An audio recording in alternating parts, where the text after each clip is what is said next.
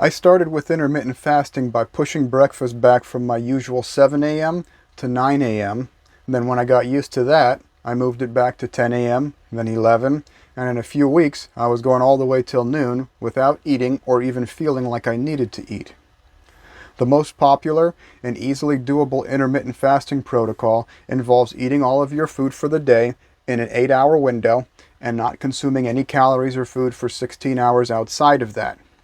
So once you can make it till noon without eating and be done with dinner by 8 p.m. or so, you've eaten all of your food in an 8-hour window and can fast with your body and hormones in fat-burning waste removal mode for 16 hours. Another simple way of thinking of this is as skipping a meal and not snacking.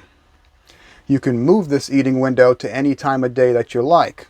You can have a late breakfast at 10 a.m. and be done with dinner by 6 p.m. Whatever seems more natural to you, just get your eating done in the window to your satisfaction without stuffing yourself, and fast outside of that window. If you're eating whole foods like I went over, it should be very hard for you to overeat. Eating a good amount of healthy fats will keep you satisfied for longer periods of time when you're not eating. If you're trying to lose weight or repair insulin resistance, it's best not to mix fat with carbs. Try to make your high-fat meal separate from a high-carb containing meal.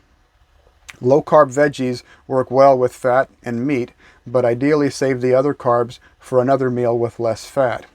Beans are somewhere in between and might work with fat and protein for you. It depends on your body and what you're trying to do. Keep fruit separate from fat.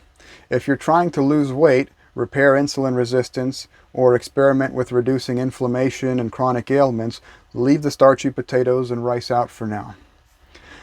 Here's an example for you. I can eat a light lunch consisting of a can of sardines and an avocado, which is a good amount of protein and fat that keeps me satisfied for a while. It's a small and slow digesting meal that doesn't take up a lot of resources. It also keeps insulin to a minimum since there's no carbs. It keeps my physical energy levels high and keeps me cognitively sharp. Personally, if I eat carbs, even slow metabolizing carbs like beans, it makes me much slower and closer to a midday food coma than just fat and protein. It also makes me hungrier again sooner. Carbs in general have that effect on me and a lot of other people, so if I eat them, I usually like to do that in the evening. And I'm telling you this so that you can be observant of yourself and see if you have the same tendency. I've already repaired my insulin resistance and I don't have problems with weight gain by eating carbs later in the day. Usually I've exercised during the day, so the nutrient uptake receptors on my muscles are eager and waiting for carbs to pick up. So much of what works best for you will be discovered by experimenting and paying attention to the results, which is how I figured out what works best for my body. I got a lot of ideas from other people, experts we can even say. Many of these ideas I tried just didn't work for me and weren't worth keeping around. But I couldn't have found what did work without trying a bunch of different things that didn't. There's power in finding the commonalities between the many diet fads that are out there that have been noted to be actually producing weight loss and alleviating chronic ailments.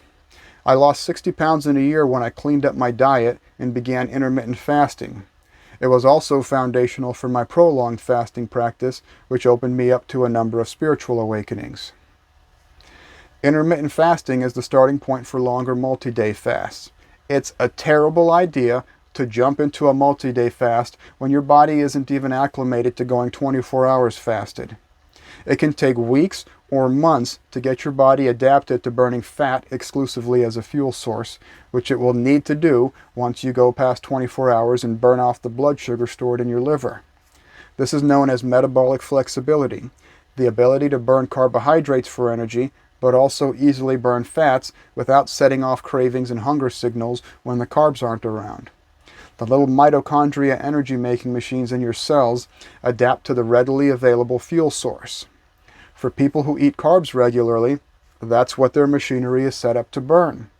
The average person who has never fasted or ate keto has never had to run exclusively on fat for fuel. It takes weeks and possibly months to build up your fat-burning machinery in your cells, and the shift should be made gradually. Start by skipping meals and going 12 hours without food, then 16 as I outlined earlier. Then throw in 1 or 2 longer fasting cycles in your week. Try 20 hours and see how you do. Then work up to 1 meal a day and see how your body does.